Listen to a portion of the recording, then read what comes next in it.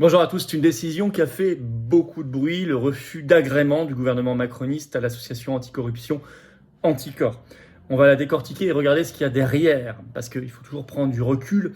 La décision, elle a un impact immédiat sur certaines personnalités du gouvernement. Ça les arrange bien. Et au-delà de cela, pourquoi cette tolérance incroyable vis-à-vis des conflits d'intérêts de la corruption? On va relier ça à ce qui se passe avec l'Union européenne, avec l'Ukraine. Nous allons regarder également ce que devient un pays nécessairement sans souveraineté. Pourquoi c'est le règne des mafias? Parce qu'il faut comprendre que les solutions nécessitent qu'on prenne un peu de hauteur par rapport à tout cela, comprendre les dynamiques en jeu qui mènent nécessairement à la corruption. Or, il faut être absolument intransigeant avec les conflits d'intérêts et la corruption. Je vais faire des propositions extrêmement concrètes dans cette vidéo. Bref, vidéo concrète, importante, très importante. Il n'y a aucune confiance s'il n'y a pas de probité et d'honnêteté dans la vie publique. N'hésitez pas à la relayer, à la partager. N'hésitez pas pour cela à vous abonner ou réabonner à cette chaîne YouTube. Peut-être que vous avez été désabonné, vérifiez, ou abonnez-vous si vous ne l'êtes pas encore. Et je vous en remercie énormément pour s'abonner à la chaîne. C'est juste un clic en dessous sur s'abonner. C'est gratuit, bien sûr. Vous êtes abonné et grâce à vos abonnements, les vidéos vont être mieux recommandées par YouTube et on va toucher de nouvelles personnes. Voilà, de nouvelles personnes qui peut-être ne nous connaissaient pas encore et vont découvrir nos vidéos, tout ce travail. Donc, grand merci à vous pour cet abonnement à la chaîne. On se retrouve en direct ce vendredi 29 décembre à 19h. Je prends toutes vos questions en direct, toute l'actu française, mondiale, la plus chaude, la plus explosive, la plus intéressante et passionnante en direct. Enfin, toutes vos questions, c'est vous qui déterminez. Vous faites le programme, c'est un dialogue libre, sans tabou, sans langue de bois. Soyez là, ramenez du monde, faites découvrir. C'est le dernier de 2023, très important, plein de surprises. Vendredi 29 décembre sur cette chaîne à 19h en direct avec vous. Soyez au rendez-vous, vous pouvez ramener qui vous voulez, bien sûr, et vous prévenir qui vous voulez. Voilà, par ailleurs, n'oubliez pas notre grande pétition nationale de soutien aux paysans français. Elle est sous la vidéo en description, à signer et à relayer. Leur combat est trop invisibilisé par les médias, bien sûr. Et la prochaine manif nationale pour le Frexit, nous libérer nos libertés, c'est le samedi 13 janvier à Paris, après-midi, rendez-vous 14h. Je vous donnerai bientôt le lieu, mais ça va être une très grosse manif, la première manif nationale de 2024. C'est ouvert à tous, adhérents comme non-adhérents. Venez accompagner, ça va être un très grand moment. Allez, c'est parti. Anticor tué. Ben oui, tué dans sa vocation, pas en tant qu'association, elle n'est pas dissoute, mais par la Macronie. Ce que ça cache, c'est signe d'un régime mafieux-oligarchique. En fait, vous savez, vous dites mafieux-oligarchique, oligarchique, c'est la même chose. C'est la même chose. L'oligarchie, ça veut dire qu'il n'y a plus du tout de contrôle populaire, le peuple n'est plus dans le jeu. Forcément, ça mène à l'opacité, à des dérives mafieuses, forcément. C'est à relier à toutes les affaires de corruption de l'Union européenne, le fait qu'on envoie tellement d'argent, on en a envoyé, et des armes même à un régime ultra corrompu, reconnu parmi les plus corrompus du monde, celui de Zelensky en Ukraine. Et puis c'est un symbole macroniste de lutte générale contre tous les contre-pouvoirs. Et pourtant, il y a tant à faire, tant à analyser, tant à proposer, et nous allons voir décortiquer tout cela dans cette vidéo. Alors, ce qui s'est passé, il y a un article du Monde du 27 décembre qui l'explique bien, le titre « Anticor, le gouvernement n'a pas renouvelé l'agrément de l'association de lutte contre la corruption ». Qu'est-ce que ça veut dire? C'est que l'association existe encore, elle a le droit d'exister, mais elle n'a plus l'agrément administratif pour avoir certaines capacités, notamment la capacité d'aller devant les tribunaux, de se saisir quand le parquet ne se saisit pas sur une affaire de corruption. C'est ça, perdre un agrément. Donc c'est pas que vous disparaissez comme association. C'est plus pervers que ça, c'est que vous perdez certaines capacités que vous ne pouvez avoir que si vous avez l'agrément donné par le gouvernement. Je cite Le Monde, « Nulle trace au journal officiel de ce 27 décembre de ce sésame, l'agrément, qui permettait depuis 2015 à l'association Anticor, donc anticorruption, d'agir efficacement en justice dans les affaires d'atteinte à la probité, notamment en cas d'inaction du parquet. » Et Dieu sait qu'il y en a des cas où le parquet, évidemment, qui est du côté du pouvoir, ne se saisit pas. Donc il faut y aller à sa place. Alors, l'association a annoncé qu'elle allait contester devant le tribunal administratif ce refus d'agrément. Enfin bon, on verra. Et d'ailleurs, Anticor est lucide sur les raisons de ce non-agrément. Je vais vous citer un extrait qui est dans l'article du Monde, la réaction de sa présidente, donc Elise Van Beneden. Je cite, « Cette décision ne nous surprend pas, malheureusement, car nous sommes bien conscients que nos actions contre la corruption agacent profondément le gouvernement. » Elle a tapé dans le mille. L'avocat de l'association parle dans le même article d'une décision révoltante, je cite, qui est l'exact reflet d'un État qui craint l'action menée par la société civile. Voilà. Alors, impact concret. L'impact concret, d'abord, c'est que l'association Anticor, elle est actuellement engagée dans 161 enquêtes judiciaires. sur des affaires de corruption, 161. Par ailleurs, le Premier ministre même, Elisabeth Borne, est personnellement concernée dans 2 affaires, je vais vous expliquer, où Anticor est partie prenante, porte la justice. Et d'ailleurs, Borne a fait une petite manœuvre in extremis 2 jours avant cette suppression d'agrément, en se déportant du dossier, pour pas qu'elle en porte la responsabilité. En effet, le 23 décembre, elle a signé un décret de déport qui a donné le pouvoir, exceptionnellement, au ministre des Affaires étrangères, en l'occurrence Madame Colonna. Donc ça, c'était pas elle, incroyable. Donc décret signé 23 décembre, 2 jours avant Noël. Parce que vous voyez que tout cela, évidemment, comme d'habitude, c'est fait assez souvent le cas. Hein. Soit ils font ça le 31 juillet ou le 1er août ou le 15 août, soit ils font ça le 24 décembre, le 31 décembre. Vous voyez, pendant les réveillons, par exemple. Alors là, c'est exactement le cas. Alors, je disais que Borne était personnellement concerné dans 2 dossiers, d'abord, donc qui sont portés par Anticor devant la justice. D'abord, la Tour Triangle à Paris. Alors, il y a une enquête ouverte par le Parquet national financier grâce à Anticor depuis juin 2021 pour favoritisme et recel de favoritisme sur cette Tour Triangle, hein, qui est une grande tour. Ça la concerne quand elle était directrice générale à l'urbanisme à la mairie de Paris. Et la deuxième affaire, c'est le protocole d'accord, on en a parlé sur cette chaîne, qui date de 2015 entre l'État et les concessionnaires d'autoroutes, qui est ultra favorable aux concessionnaires d'autoroutes contre le bien commun, contre les intérêts des contribuables français et des utilisateurs de véhicules. Et là, elle est concernée parce qu'elle était directrice de cabinet à l'époque de la ministre Ségolène Royal. En face, d'ailleurs, il y avait aussi Alexis Kohler, qui était lui directeur de cabinet d'un certain Macron, qui était alors ministre de l'économie. Vous voyez, tout ce petit monde-là. Et aujourd'hui, Alexis Kohler est secrétaire général de l'Élysée. Donc tout ce petit monde, ça se retrouve. Donc elle est concernée personnellement dans 2 affaires. Dupond-Moretti avait subi Anticor, qui est toujours ministre de la Justice. La plainte, là, pour prise illégale d'intérêt qui datait d'octobre 2020, c'était Anticor. Alors évidemment, la Cour de justice de la République, les copains ont décidé récemment la relaxe, mais c'était Anticor, vous voyez. Donc, attendez, je remets bien droit, voilà. Et donc, il était personnellement concerné. Alors, je cite Le Monde, le refus de renouvellement d'agrément devrait avoir des conséquences sur les procédures pénales lancées ou relancées par Anticor. Certaines procédures, écrit Le Monde, principalement locales, dans lesquelles elle a porté plainte avec constitution de partie civile, pourraient être en partie annulées. Certaines procédures judiciaires, avec cette décision de non-agrément, de non-renouvellement de l'agrément, pourraient être en partie annulées. C'est un problème évident. On va citer un autre extrait de cet article du Monde.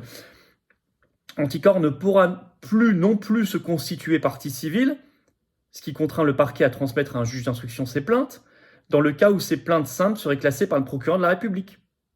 La plainte déposée contre X en juin 2023 sur le protocole d'accord signé entre l'État et les concessionnaires autoroutiers pourrait connaître une fin précoce si elle faisait l'objet d'un classement sans suite. On surveillera. Une autre affaire concernant Alexis Kohler avait démontré l'efficacité de cet outil juridique. Après un classement du parquet national financier, Anticor avait déposé une plainte avec constitution de partie civile en 2020 contre le secrétaire général de l'Élysée, dans le cadre de l'enquête portant sur les décisions qu'il avait prises en tant que haut fonctionnaire concernant l'armateur italo-suisse MSC, avec lequel il avait des liens familiaux. Il a depuis été mis en examen pour prise illégale d'intérêt. Vous voyez l'intérêt. Parfois, le parquet, souvent, quand ça concerne le pouvoir, classe. Anticor arrivait derrière parce qu'il avait l'agrément pour le faire. Et par exemple, sur Kohler, ça a quand même mené ensuite à sa mise en examen, qui court toujours. Ça ne sera plus possible. Voire des affaires en cours vont tomber. Alors, il faut dire que le gouvernement macroniste est particulièrement embourbé. La toute dernière affaire, on en a parlé, c'est celle de la toute nouvelle ministre de la Santé, Agnès Firmin-Le Bodo, qui est sous enquête judiciaire. J'ai fait une vidéo spécialement il y a quelques jours sur cette chaîne, allez la voir si vous n'avez pas vu, pour des cadeaux luxueux quand elle était pharmacienne et illégaux, puis ensuite non déclarés quand elle était députée. Il n'y a pas qu'elle. Marianne a révélé une nouvelle affaire concernant un membre du gouvernement. C'était ce 22 décembre. Le titre, près de 100 000 euros manquants. La déclaration d'intérêt sous-évaluée de la ministre Sabrina Agresti-Roubache, qui est secrétaire d'État à la ville et à la citoyenneté. Je vais vous lire un extrait de Marianne, qui a découvert le poteau rose. Je cite, « Les déclarations de Sabrina Agresti-Roubache à la HATVP, donc Haute Autorité de la Transparence de la Vie Publique, ont évolué dans le temps, notamment concernant sa rémunération. Ces émoluments ont été sous-évalués, écrit Marianne, de 2018 à 2022, avant qu'elle ne rectifie le tir dans sa fiche publiée ce jeudi 21 décembre. » Sûrement qu'elle avait entendu parler de de l'article. La secrétaire d'État à la ville et à la citoyenneté a-t-elle sous-estimé ses revenus depuis son élection comme députée en juin 2022, avant d'être rattrapée par la HATVP? C'est ce qui apparaît en comparant les déclarations faites par l'ancienne productrice de cinéma à son arrivée au Palais Bourbon, que Marianne avait soigneusement archivée, heureusement, à celle demandée à son entrée au gouvernement et publiée ce jeudi 21 décembre.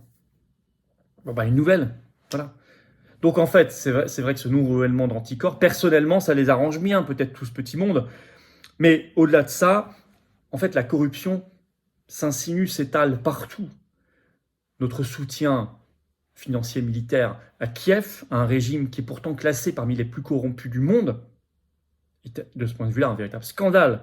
Quand on sait où finit l'argent, il y a eu tant d'affaires de députés, de hauts fonctionnaires, de hauts militaires, de ministres, de juges ukrainiens condamnés, et encore s'il n'y a que ceux qu'on a vus, il y en a tant d'autres, parce qu'ils avaient acheté des villas à plusieurs millions d'euros, des objets de luxe, etc. avec cet argent. L'Union européenne, on est toujours dans l'affaire du Pfizer-Gate, les SMS d'Ursula von der Leyen. J'ai déposé une plainte pénale au début de l'été à ce sujet. Il y en a eu d'autres. Là, on parle d'un contrat de 35 milliards d'euros. Plus gros contrat privé de l'histoire de l'Union européenne. Les mesures concrètes. Il y a d'abord une série de mesures concrètes. Il y a 3 niveaux. Les mesures concrètes, les contre-pouvoirs et la souveraineté. Les mesures concrètes. Je le redis, c'était dans mon projet présidentiel, si j'avais eu les signatures pour être candidat, il faut décider par la loi l'inéligibilité à vie pour les élus définitivement condamnés pour corruption. Définitivement, c'est-à-dire même après appel. Inéligibilité à vie. Je peux vous dire que ce sera dissuasif. Ça, c'est l'arme nucléaire. Mais c'est indispensable. 2, il faut une transparence réelle et de vraies sanctions contre les conflits d'intérêts. Quand je dis transparence réelle, c'est par exemple l'obligation d'en parler systématiquement quand vous êtes dans un média, écrit, audio ou télévisuel. Pas l'obligation théorique, la vraie obligation. Et si vous ne le faites pas, vous êtes sanctionné. Et puis, quand je parle de sanctions, c'est des vraies sanctions, de la prison. Ça, vous voyez, je suis désolé, il faut passer à la vitesse supérieure, même plusieurs vitesses supérieures sur cette affaire, qui est dramatique. 2, les contre-pouvoirs à remettre debout. Bien sûr qu'il faut donner son agrément à des associations type Anticorps, il y en a d'autres. Mais vous savez, le gros problème aussi, c'est l'effondrement en France des juges des libertés. Des juges en général qui sont censés faire... Par exemple, regardez les juges des libertés pendant le Covid, Conseil d'État, Conseil constitutionnel se sont systématiquement aplatis, il n'y a plus de contre-pouvoir. Nous devons trouver une réorganisation, mettre davantage de citoyens, des procédures de tirage au sort, il y a plein de choses à faire concrètes, on en a parlé, pour réinstaurer de vrais contre-pouvoirs. Sinon, notre société crèvera. 3, il faut prendre encore de la hauteur et se rendre compte que sans souveraineté populaire, sans souveraineté nationale, nous sommes dans un régime supranational, oligarchique, et donc forcément ultra corrompu et mafieux. Forcément ultra corrompu et mafieux. Quand vous êtes dans un régime oligarchique supranational où il n'y a plus le peuple, où il n'y a plus la nation, où il n'y a plus de souveraineté populaire et nationale parce que tout est transféré ailleurs, et qu'ici on est dans la pièce de théâtre, ces gens-là sont forcément hors contrôle, et donc on tombe forcément, pour les moins honnêtes d'entre eux, dans la corruption, les conflits d'intérêts et la mafia. Et c'est le règne des lobbies. Donc il faut récupérer la souveraineté populaire et nationale. Ça ne réglera pas tout. Les 3 niveaux s'empilent. Mais c'est une condition nécessaire, indispensable à la résolution du problème. Ça veut dire de sortir de toutes les instances supranationales et oligarchiques. L'Union européenne, OTAN, OMS, CEDH, UE, Schengen, etc. Bien sûr. Voilà ce que je voulais en dire. N'hésitez pas à partager. Vous voyez, on prend un peu de hauteur. On part d'une décision purement d'agrément et on arrive à des concepts très importants, mais nécessaires. N'hésitez pas à partager cette vidéo si vous l'approuvez, à vous abonner ou réabonner à cette chaîne YouTube pour qu'elle circule mieux, que tout ce travail circule mieux. Il suffit de cliquer sur s'abonner en dessous, un petit clic, c'est gratuit. Et c'est énorme comme aide que vous faites tout ce travail si vous êtes abonné à la chaîne plutôt que pas abonné. Merci beaucoup. Par ailleurs, on se retrouve en direct ce vendredi. 19h sur cette chaîne, 29 décembre. Soyez là, je prends toutes vos questions en direct. Pensez-y, ramenez du monde, c'est ouvert à tout le monde. Et ça va être un grand, grand moment. Le dernier direct sur cette chaîne pour 2023. Soyez particulièrement au rendez-vous, bien évidemment. Prochaine manif nationale, samedi 13 janvier 2024 à Paris, 14h. Je vous donnerai le rendez-vous sur le Frexit et nos libertés. Je vous attends. Là, j'ai besoin de vous. Prenez cette carte-là. Profitez-en pour quelques jours avant fin 2023, parce qu'il y a la défiscalisation au titre de l'année fiscale. Vos compteurs fiscaux seront remis à zéro le 1er janvier 2024. Donc profitez des 2 tiers de défiscalisation sur l'adhésion, la réadhésion, le don. Il vous reste quelques jours au titre de 2023. Et en plus, comme adhérent-réadhérent, vous partagez une belle aventure, de beaux combats avec nous. Vous êtes mis en relation avec des gens qui pensent comme vous près de chez vous. Comme donateur, vous aidez à ce qu'on fasse plus d'actions concrètes parce qu'on n'a pas les millions, les réseaux, les copains du système. Non, on est anti-oligarchique. Adhérer, réadhérer, c'est facile. C'est le premier lien sous la vidéo en description. Ce lien est également commenté épinglé. Une petite fiche maintenant sur l'écran et dans quelques secondes, un lien sur l'écran. Faire un don de soutien au mouvement, c'est facile. Deuxième lien sous la vidéo en description. 2 tiers de défiscalisation, ça veut dire baisse de 2 tiers de baisse concrète de vos impôts. Vous mettez 100 euros, ça enlève 67 euros d'impôts. Vous mettez 1000 euros, ça enlève 667 euros. Vous mettez 10 euros, ça enlève 6,67 euros. Voilà.